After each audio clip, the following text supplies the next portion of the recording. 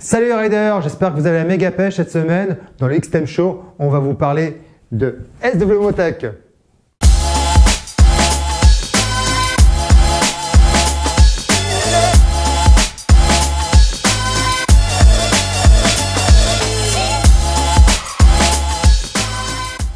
Pour vous parler de la marque SW Motech, j'ai fait appel à un spécialiste, Aurélien Zoulek, qui est le boss de SW Motech France. Salut les riders. Sur Facebook, Pierre Signol dit super marque, super matos, mais très difficile à trouver en magasin malheureusement. À part sur internet, le réseau de distribution est très limité, du moins dans ma région. Bonjour Pierre, merci pour la question. Alors effectivement, nos produits sont aujourd'hui pas forcément très faciles à trouver dans les revendeurs, dans les boutiques physiques. On y travaille. Il faut savoir aussi qu'on a beaucoup de produits spécifiques, donc pas forcément facile à avoir en stock. Maintenant, il y a des produits comme toute la gamme de sacoches réservoirs, sacoches de sel, qu'on pousse un maximum pour avoir en stock dans les magasins. On commence déjà à avoir des revendeurs qui ont beaucoup de stock. Donc là, il faut nous appeler pour avoir des renseignements et pour trouver la boutique la plus proche de chez soi et avoir le plus d'infos possible. Tout à fait. Alors, chez X-Time Auto, vous pouvez aussi venir à Airblade dans le 95. On a du stock. Alors, il vaut mieux nous prévenir, évidemment. Il faut nous appeler de toute façon pour vérifier déjà si le produit est bien physiquement en stock. Mais on peut s'arranger pour vous recevoir et vous montrer les produits SW Motech avec plaisir. Et puis, ce qu'il faut garder à l'esprit, c'est que le retour est gratuit. Donc, s'il y a un produit sur lequel vous hésitez, vous pouvez en commander à la limite 2 et nous renvoyer celui-là que vous n'aimez pas. Voilà. Sur Facebook, Nicolas Calmel se demande « Je recherche une sacoche de réservoir pour Hypermotard 821. Est-ce qu'il en existe chez SW Motech et existe-t-il des sacoches cavalières adaptables et avec support sans passer par les Ducati ?» Nicolas, merci pour ta question. Donc pour une Hypermotard Ducati 821, nous avons des sacoches latérales spécifiques pour cette moto, donc spécifiques conçues uniquement pour l'Hypermotard 821. Donc il y a des supports qui viennent écarter et maintenir les sacoches cavalières pour pas qu'elles viennent toucher le pot d'échappement ou la roue. Donc c'est un produit qui est vraiment innovant et qu'il n'y a que lui sur le marché. On peut venir donc poser ces cavalières dessus et le gros intérêt c'est qu'en quelques secondes on retire les supports pour que le look de la moto soit vraiment pas dénaturé. Et ça c'est vraiment unique sur le marché, quoi. Alors c'est le système Blaze dont tu parles. Blaze, les sacoches latérales Blaze. Alors ça c'est un système qui existe pour plutôt les roadsters, les sportives. Exactement, roadster et sportives, quelques trails mais très peu sur le marché puisqu'on va avoir d'autres solutions pour les trails. Pour juste finir sur les Blaze, donc moi ce que j'aime bien c'est le look assez profilé qu'elles ont. Elles sont étanches. Elles sont étanches grâce à un sac interne étanche. Il y a un soufflet d'ouverture pour augmenter le volume. Donc on passe de 14 à 21 litres par sacoche, donc ce qui est déjà conséquent pour voyager. C'est toujours compatible et c'est destiné à avoir un passager. Donc il y a une sangle qui passe sur la selle passager, mais ça ne va pas l'empêcher le confort du passager. D'accord. Et c'est vraiment le seul outil pour voyager à deux sur ce genre de moto. Ouais, alors quand tu dis à deux, ça veut dire que pour le passager, c'est confortable de rouler avec des Blaze. Ouais. C'est pas gênant au niveau des jambes parce que ça c'est une question qu'on nous pose souvent. Non, c'est étudié pour que sur le confort des jambes, mais on a toujours accès au cale-pied. D'accord. Bon. Alors tu parlais des trails tout à l'heure, c'est-à-dire qu'il y a une solution qui existe pour les trails aussi? Tout à fait. Pour les trails, on a étudié un autre produit, les Dakar. Donc c'est des sacoches souples avec une structure à l'intérieur en ABS, avec aussi un système de support spécifique pour clipser la sacoche sur la moto. Et les Dakar sont un gros avantage pour les gens qui vont un petit peu en off-road ou qui veulent voyager de manière un peu plus sportive, car elles sont très légères et la forme en ABS fait qu'en cas de chute, ça va se déformer, ça ne va pas casser, contrairement à les aluminium qui, même si elle ne casse pas forcément, elle va bouger et elle va être beaucoup plus rigide dans les chocs et dans les chemins. Donc les Dakar sont un produit vraiment intéressant qui initialement avait été fait pour le marché Afrique du Sud, où on avait notre importateur qui avait des gros besoins sur ce marché. Donc on lui avait fait un produit pour lui, puis on s'est aperçu qu'en fait il convenait à beaucoup d'autres pays. J'avais cru comprendre lors d'un salon qu'il était venu d'Afrique du Sud avec ses sacoches en fait. Tout à fait, c'est vraiment lui qui nous a convaincus à lancer le produit, quoi. Ouais. Et c'est vrai que quand on fait un peu d'enduro, qu'on est sur les chemins, souvent ça peut être assez caillouteux. Et quand on chute, une sacoche à lui, elle va se tordre. Bon, évidemment, elle va pas casser tout de suite, mais elle va se tordre. Donc, c'est vrai qu'on abîme un produit qui est assez cher. Et en plus, on peut éventuellement péter un support. Et donc, se retrouve avec une sacoche au bord de la route et avec une solution souple comme les Dakar. Là-dessus, on est effectivement bien protégé et on peut continuer sans aucun souci, quoi. C'est l'idée. C'est l'idée. Donc pour les sportifs et roadsters un peu sportifs, les Blaze. Les Blaze. En plus, vraiment quand vous les retirez, parce que je l'ai vu sur plusieurs motos, vous vous rendez pas du tout compte qu'il y a un système de fixation de sacoche. Et pour les trails, vous avez les Dakar. Le seul petit inconvénient des Dakar, c'est peut-être pour le passager, c'est pas idéal. C'est moins confortable pour un passager. Ouais, c'est moins confortable. Sur Facebook, Stéphane Berthaud dit « Cool, mais c'est pour la GS Rally Valise Plus fixation car BM nous vend dans les packs leur propre fixation BMW. » Stéphane, merci pour ta question pour la GS Rally. Donc oui, nous avons des solutions pour ta moto. Alors d'origine, la GS Rally n'est pas vendue avec des supports valises à l'arrière, c'est une option. Donc si la moto est sans les supports, là on vend un kit complet avec nos supports qui sont plus polyvalents puisqu'ils se démontent avec des vis quarts de tour. Ouais. Donc là c'est un kit complet. Dans le cas où la moto est livrée avec le support valise alu rigide BMW, là on a un kit d'adaptation qui vient se plugger sur le support, comme ça il n'y a pas à racheter d'autres supports. Et donc dans les deux cas, on a une solution pour s'adapter au mieux à ce genre de moto, quoi. D'accord. Et au niveau, j'imagine, du coût, le petit kit d'adaptation, ça permet de... Il y a un gain, effectivement, parce qu'il n'y a pas à reprendre tout le support. Après, il y a moins de polyvalence puisque le support est moins technique. Maintenant, le gain en prix est assez faible parce qu'il y avait dans le package kit complet, support, valise, tout ça. C'est plus intéressant financièrement que prendre les pièces unitairement. Ce qu'on est obligé de faire quand on prend le support qui se plug sur le support BMW. Ce qui est peut-être intéressant, je ne sais pas si tu l'as précisé, c'est que le support SW Motec, il est démontable. Exactement, il se démonte avec des vis quart de tour. Donc quand on ne veut pas avoir toute l'armature à l'arrière de la moto, on peut retirer juste avec un tournevis plat tout le support. Et là, la moto à l'arrière, elle est plus légère et beaucoup plus esthétique. Ouais, il reste juste des petites places de fixation. Et puis ça vous évite, en cas de chute dans les chemins, comme j'ai pu faire récemment, de plier un peu votre support. C'est ça. Sur Facebook, Christophe Lelier pose plusieurs questions. Existe-t-il un kit pour changer l'ensemble des charnières et verrous de mes Trax Evo qui sont nettement moins costauds que les récentes? Existe-t-il des cornières à monter sur les angles des Trax en verticale, ce qui permettrait de cacher et renforcer lors de petites chutes? Existe-t-il un crash bar haut qui s'installerait en complément du modèle bas SW pour les AT, un peu comme le système JV? Enfin, existe-t-il une boîte à outils ou arrangement avec verrou à monter sur crash bar porte-valise SW côté pot sur une AT sur le dessus? Ah, j'oubliais, existe-t-il à la vente le kit installation des Trax partie femelle pour installer sur des souples du marché? Salut Christophe et merci donc pour tes multiples questions. Effectivement, je vois que tu as pas mal d'interrogations sur la gamme SW Motec. Alors, la première question de Christophe était sur les charnières et la serrure. Parce qu'à première vue, il a un ancien modèle de Trax et il a vu les miennes en fait lors du rassemblement KTM et il s'est dit mais elles sont beaucoup mieux les nouvelles. Donc Christophe, malheureusement, on ne peut pas changer tout le système de charnière. Il est complètement rifté avec des machines vraiment costauds et professionnelles. Donc on ne détaille pas ce système de charnière. Par contre, les serrures peuvent se changer. On peut changer tous les canons. Donc là, il faut bien qu'on identifie le modèle de valise que tu as. Mais il peut y avoir quelques upgrades, mais ça va être assez limité. D'accord. Alors l'autre question de Christophe, c'était concernant, en fait, je sais qu'il a fait... Oui, il a couché son Africa Twin. D'accord. Et en fait, ils se demandaient s'il y avait des protections verticales qu'on pouvait mettre sur les angles, donc des espèces de cornières qu'on pourrait mettre sur les angles sur ces valises Trax. Alors non, on ne peut pas rajouter de protection sur les valises. Elles sont conçues pour résister au choc et les coins en polyuréthane vont aussi pas mal amortir pas mal de choses. Ouais. Maintenant, c'est assez limite quoi, en termes de... On rajoute pas de protection sur les valises.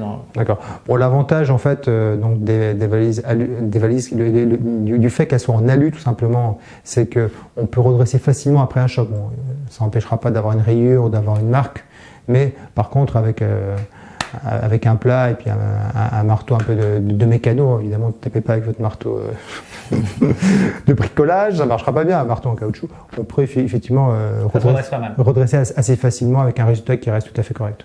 Tu veux dire si la valise a des rayures, c'est peut-être qu'elle a empêché des rayures sur la moto. Aussi, bien sûr. Et que quand il y a des valises, c'est plus facile de relever sa moto. Ah oui, elle est moins basse. Elle est moins basse. Ça, j'ai testé et approuvé. Ensuite, l'autre question de Christophe, c'était concernant les protections. Donc, il a pris les pare carters bas qui existent aujourd'hui chez SW Motec. Et effectivement, vous avez... je ne sais pas si vous avez conçu les parcs artères hauts. Et JV en a en fait. Et c'est vrai qu'on a des clients aujourd'hui qui partent sur les JV parce que vous n'avez pas les parcs artères hauts. Alors, sur la dernière Africa Twin, on a fait un crash bar qui est ni bas ni haut, il est au milieu. Et pour nous, c'est celui qui correspond le plus au point de fixation de la moto. L'Africa Twin n'a pas des points d'ancrage très simples. C'est pour ça que tout le monde se prend la tête à faire des crash bars solides. On a réussi à faire quelque chose qui est assez intéressant. D'ailleurs, tous les forums vont plutôt dans l'autre sens en termes de qualité sur les crash bars.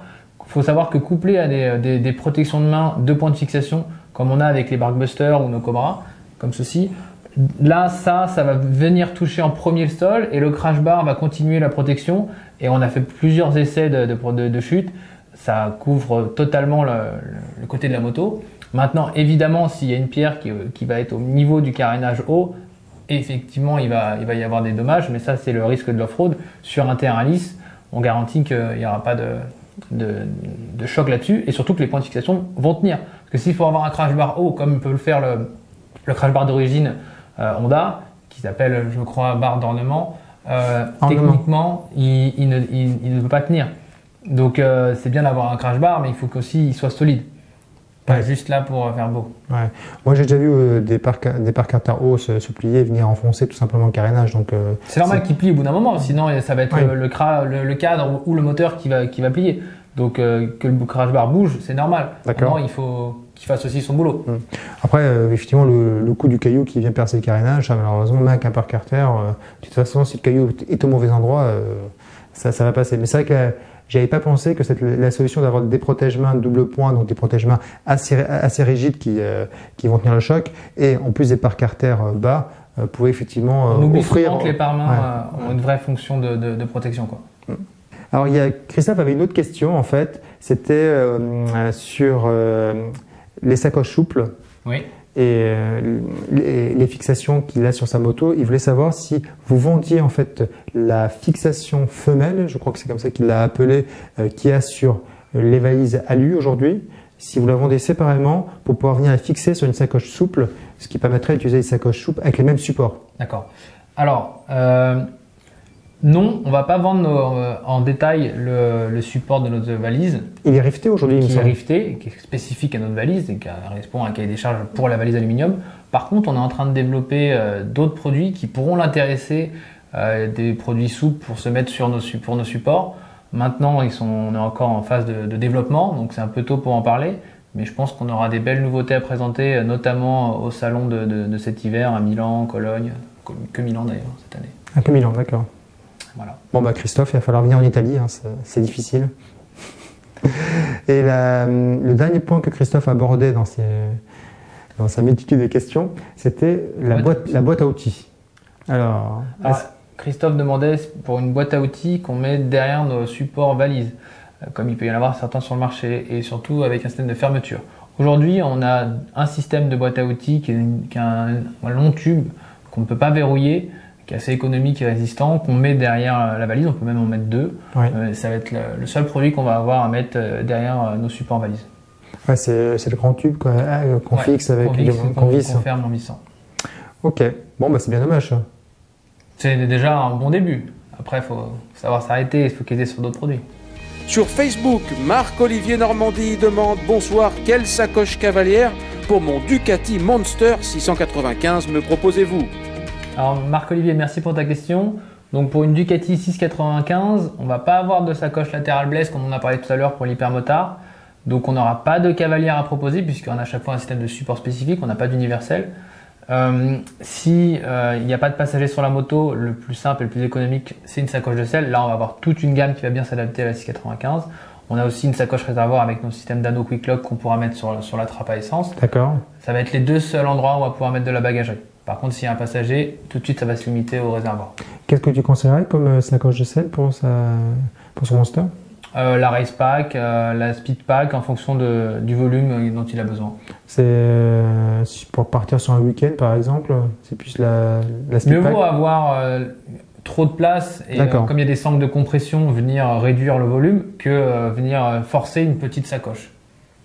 Okay. Après, il y a un budget aussi qui va avec, mais qui peut le plus, peut le moins. Bon, évidemment, tous ces produits, comme dans l'ensemble de la gamme SW Motec, sont étanches. sont tous, alors tout ce qui est souple, la plupart des cas, on va avoir un sac interne étanche. Ouais, c'est ça. Et c'est du nylon balistique assez épais, donc même si on propose un sac interne étanche, l'eau va mettre très longtemps à rentrer dans le nylon balistique. Ça va passer à cause de la fermeture éclair. Et il faut vraiment avoir une très très grosse averse pour avoir besoin de s'en servir. Et ces sacoches elles sont rigides. Elles sont rigides, ce qui est très intéressant. Ouais. Ça veut dire qu'on les sangle une fois et on n'y touche plus. C'est pas comme un sac étanche polochon dont on en vend pas mal aussi, les dry bags. Ça c'est très intéressant, très économique, mais le fait qu'il soit vraiment souple, ça va s'effondrer à l'arrière des selles, surtout sur la selle de roadster comme un 695, ça va pas aller. S'il y a les pots d'échappement de bus qui sont pas très loin, c'est risqué, alors que nos sacoches de selle rigides, souples mais avec une structure rigide, ne bougent plus, on vous les serre une seule fois et c'est bon pour tout le voyage. Aurélien, moi j'aimerais bien qu'on revienne sur deux produits que je trouve vraiment sympas chez S2W Motech. Le premier, c'est les protège-mains, parce qu'on en a parlé tout à l'heure, parce qu'effectivement ça améliore l'esthétisme, mais ça protège les mains du froid, mais ça a aussi un rôle de protection en cas de chute. Et je trouve que les Motech sont bien faits parce qu'il y a 2 points de fixation et ils sont rigides. Donc ça, je trouve ça plutôt bien. Tu peux nous en parler un petit peu? Bien sûr. Alors, nos pare-mains, on va avoir plusieurs systèmes de fixation spécifiques à chaque moto, parce que chaque guidon est différent avec les Komodo. L'idée, c'est d'avoir quelque chose de plug and play. Il y a toutes les bonnes vis, tous les bons endroits pour pas que ça touche les carénages quand on fait demi-tour. Donc, c'est sur mesure. On l'a pas pour toutes les motos. On a pour le plus de motos possible. On essaye un maximum de faire les 2 points de fixation. Parce que dès qu'il n'y a qu'un point de fixation, c'est juste une protection contre les intempéries, le froid, les projections. Dès qu'il y a 2 points de fixation, là, il y a une vraie solution contre les chutes. Et ça vient sauver le levier, ça vient amortir pas mal de choses. Donc, il y a une vraie protection derrière. C'est un petit peu plus cher, mais ça reste raisonnable. C'est 129 € une paire de pare-mains Cobra.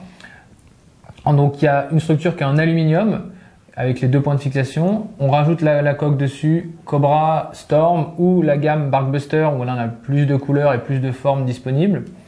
Ensuite, sur les 1 point de fixation, on va avoir des 2 côtés du guidon en fonction aussi de la moto. Et il y a des petits accessoires comme une extension de déflecteur pour les Cobra pour augmenter encore la surface de protection au vent et des clignotants LED pour augmenter le look de la moto et bien intégrer les clignotants de vent. Tu les installes sur celle-là? Comme on peut voir sur ce genre de moto, on voit pas du tout qu'il y a des clignotants, c'est assez puissant, c'est pas très compliqué à installer, surtout si la moto est déjà équipée de clignotants LED, puisque là il n'y a même pas de résistance à mettre, c'est la même opération, c'est juste on vient plugger dessus le clignotant, c'est vendu par paire et ça s'intègre parfaitement, quoi. Non, c'est super sympa. Et donc le deuxième produit sur lequel je voulais qu'on aborde un petit peu, c'était les feux anti-brouillard, parce que mon Motech avait des feux anti-brouillard par le passé, mais ils n'étaient pas optimales, je trouvais. C'était pas mal déjà. Ils étaient pas mal, non c'est vrai, ils étaient pas mal. Mais cette année, ils en ont sorti l'année dernière en fait au Salon de Milan. C'était assez sympa parce qu'ils avaient fait une présentation avec le feu dans un aquarium pour démontrer qu'ils étaient bien étanches. Tout à fait. Et donc je trouve le produit sympa, donc je veux bien que tu le présentes un peu à nos internautes. Donc là on va avoir 2 nouveaux feux totalement LED, c'est les feux longue portée et anti-brouillard. Donc longue portée qu'on vient jumeler au plein phare, c'est pour voir mieux loin, dans les petites routes surtout. Donc jumeler au plein phare, ça veut dire qu'on l'utilise que quand on est en plein phare. Donc en ville, ça ne sert à rien. Et pour être mieux vu des voitures, ça sert aussi à rien, vu qu'on va couper son plein phare quand on croise une voiture. Donc ça, on voit beaucoup mieux loin dans les virages. Par contre, le faisceau est long et étroit, donc on voit pas mieux dans les virages. Donc il faut savoir déjà ce qu'on veut comme gain de visibilité. Et après, on va avoir les anti-brouillards, que là, on va jumeler à un plus après contact. Donc on peut limer tout le temps. C'est homologué, ça ne vient pas éblouir les voitures. Donc là, on voit un faisceau qui est court mais très large. Donc pour les virages, c'est parfait. Et l'idéal, c'est de mettre les 2, mais ça commence à faire beaucoup de choses sur une moto. Et oui, là pour le coup. Et donc anti-brouillard, c'est parfait pour remonter les fils à Paris ou en termes de sécurité, parce que là, on est vraiment beaucoup mieux vu, surtout avec le faisceau LED qui a une lumière blanche qui reflète vachement dans les rétroviseurs des voitures. Donc ça ressort bien. Le corps du phare est totalement en une seule pièce, ce qui fait que il n'y a aucun risque d'entrée d'eau. Il n'y a pas besoin de protection à mettre en plus puisque ce n'est plus du verre, c'est du plastique qui est le corps du phare. C'est bien, ça. Ce qui fait que ça ne vient pas casser.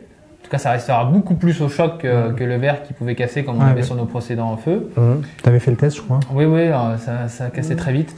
Merci les riders d'avoir suivi donc ce nouveau XM Show dédié à la marque S2W Motech. Aurélien a dû nous quitter car il est parti faire une livraison express pour Extamoto. Donc on peut dire que chez SW Motech, on a le sens du service. On ne se retrouvera pas la semaine prochaine car je pars au Tourist Trophy. Et donc ce que je vous propose, c'est que vous réfléchissiez à des questions que vous pourrez me poser dans une dizaine de jours sur un Xtreme Show qui sera dédié justement à l'organisation de son voyage pour aller voir une course aussi légendaire que le Tourist Trophy. À très bientôt les riders et merci de nous avoir suivis et posez vos questions sur les réseaux sociaux.